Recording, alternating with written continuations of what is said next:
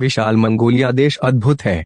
कभी इन जमीनों के क्रूर खानाबदोशों ने पूरे परिवेश को भयभीत कर दिया था, लेकिन आज मंगोलिया एक शांतिपूर्ण कृषि प्रधान राज्य है। गर्मियों में यहाँ असहनीय गर्मी होती है, सर्दियों में बहुत ठंड होती है, लेकिन आधुनिक मंगोल प्रकृति की अनियमितताओं का अच्छी तरह से सामना करते हैं। यह है दुनिया के सबसे बड़े राज्यों में से एक जिसका अपना समुद्री तट नहीं है। सभी भू-आबाद देशों में केवल कजाकिस्तान ही इससे बड़ा है। मंगोलियाई राजधानी उलान बटार का नाम लाल नाया के रूप में अनुवादित है। रूस या फिनलैंड की राजधानियों उलान बटार के बारे में रोचक तथ्य की तुलना में ठंडी ग्रीष्मकाल और कठोर सर्दियों के कारण यह दुनिया का सबसे ठंडा प्रशासनिक केंद्र है।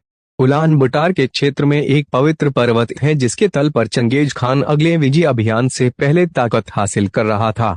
किंवदंती के अनुसार उन्होंने इस चोटी पर प्रवेश करने और शिकार करने से मना किया, इसे एक प्रकार के रिजर्व में बदल दिया और फिर अपने सामान और हथियारों को यहाँ छिपा दिया। चंगेज खान द्वारा स्थापित मंगोल साम्राज्य सबसे बड़ा साम्राज्य था। मानव जाति के इतिहास में एक महाद्वीप में फैला हुआ है। इस महाशक्ति ने पृथ्वी की 22% भूमि की सतह पर कब्जा कर लिया। मंगोलिया में चंगेज खान का जन्मदिन प्रतिवर्ष मनाया जाता है। यह अवकाश चंद्र कैलेंडर के अनुसार सर्दियों के पहले महीने के पहले दिन पड़ता है। मंगोलियाई राजधानी के पास चंगेज खान की मूर्ति दुनिया में अब तक का सबसे बड़ा घुड़सवारी स्मारक है। बिना आसन के इस प्रतिमा की ऊंचाई 40 मीटर है। स्मारक की 2 मंजिला कुर्सी में एक संग्रहालय, एक सम्मेलन हॉल, एक आर्ट गैलरी, रेस्तरां और एक बिलियर्ड रूम है। और ग्रेट खान के घोड़े का सिर इतना बड़ा है कि इसे एक अवलोकन डेक से सुसज्जित किया गया है। मंगोलिया में हर साल वे राष्ट्रीय अवकाश नादम मनाते हैं जो कई दिनों तक जारी रहता है। समारोहों के हिस्से के रूप में घुड़दौड़, मंगोलियाई कुश्ती और तीरंदाजी में प्रतियोगिताएं आयोजित की जाती हैं। मंगोलियाई कुश्ती में भार श्रेणियों, अंतरिक्ष प्रतिबंधों में कोई विभाजन नहीं होता है और पहले कोई समय सीमा भी नहीं थी। पैर या हाथ के अलावा शरीर के किसी भी हिस्से से जमीन को छूने वाला पहला खिलाड़ी हार जाता है। मुकाबले के विजेता को ईगल नृत्य करना चाहिए। मंगोलों ने सूमो कुश्ती, जापान के पवित्र खेल में काफी प्रगति की।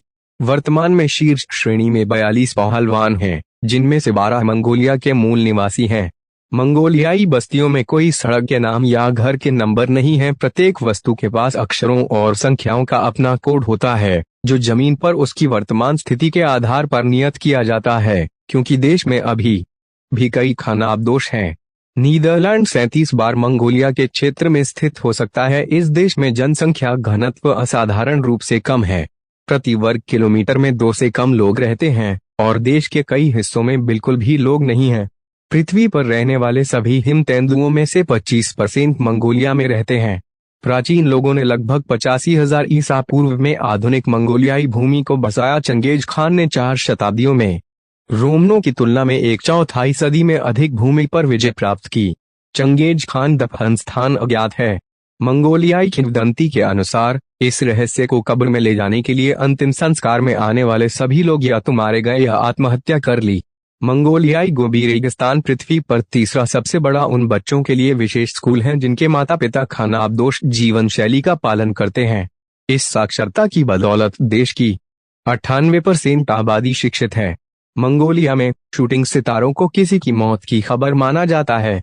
मंगोलिया दुनिया का 18वां सबसे बड़ा देश ईरान के बाद है। यह अगले सबसे बड़े देश पेरू से काफी बड़ा है। मंगोलिया का भूगोल विविध है, जिसमें गोबी रेगिस्तान दक्षिण और ठंडे पर्वतीय क्षेत्र उत्तर और पश्चिम में है।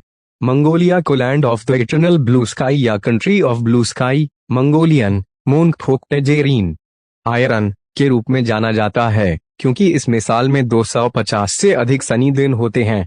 सर्दियों में पूरा मंगोलिया साइबेरियन एंटीसाइक्लोन के प्रभाव में आता है।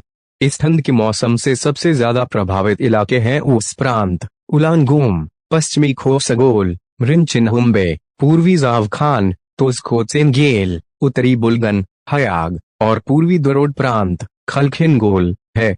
मंगोलिया देश की अर्थव्यवस्था मंगोलिया देश का इतिहास आज जिसे मंगोलिया कहा जाता है, कभी विभिन्न घुमंतू साम्राज्यों के द्वारा शासित किया गया था। इन साम्राज्यों में शेओग्नु, शियानबेई, रोउरन, गोतुर्क और अन्य शामिल थे। सन 1206 में चंगेज खान द्वारा मंगोल साम्राज्य की स्थापना की गई।